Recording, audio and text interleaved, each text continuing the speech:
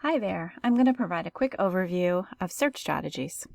This video will show you how to create a search strategy and how to get help with research from the MCC libraries. Let's start with an overview of all the search tools you can use to create a search strategy, including Boolean logic, nesting, and phrase searching. Boolean logic incorporates the use of both and or in your search strategy. Use and between your key concepts. Think of and as a plus sign, as it tells the database that you want to retrieve articles that contain all of your key concepts, which will retrieve fewer results.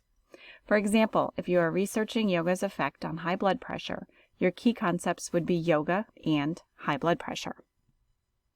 Because there are a variety of words you can use for the concepts you research, the Boolean operator OR will broaden your search results by including synonyms for your key concepts.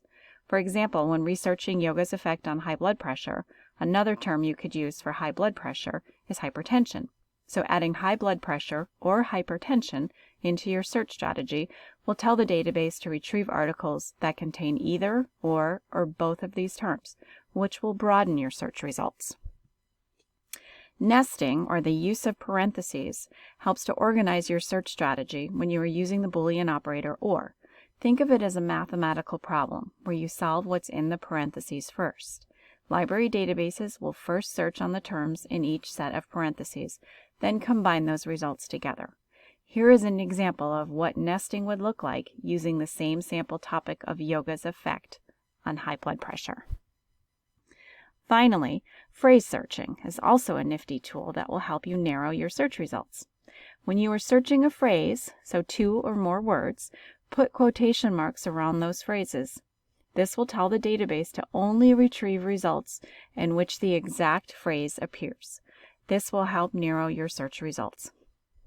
Now let me demonstrate what this would look like when we're actually searching a library database. So let's head to the MCC library webpage at mesacc.edu/library. And when you're on this page, when you scroll down to the center of the page, you will find the toolbox with blue tabs.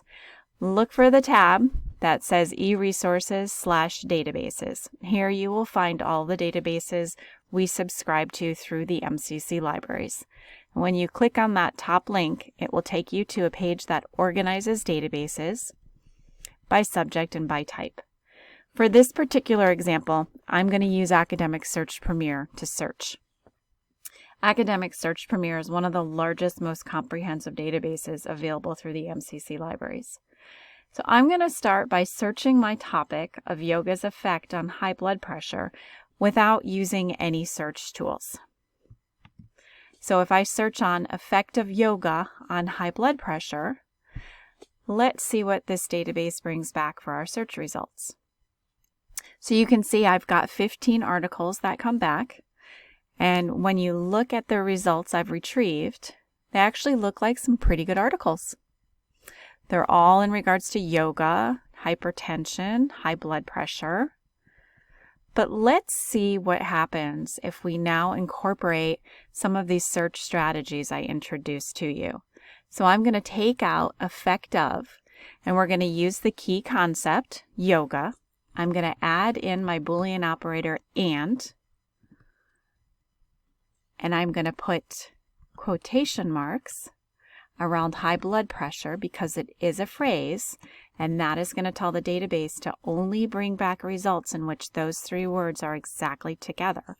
And then I'm also going to add in hypertension, which is a synonym for high blood pressure. Now let's see what happens when I run this search. Now I've got 143 results. That's a lot of results, but when you look, even on first glance, these are not the same results I got in that first search. And these seem to be highly relevant results. So you can see using those search strategies can make a big impact on the searches and on those results you're going to get. And of course, I can then go in and narrow down my results further by using those limiting tools within the library database. Now, there's a lot to know when it comes to researching, and sometimes it can get overwhelming. But don't worry, there's always help available to you.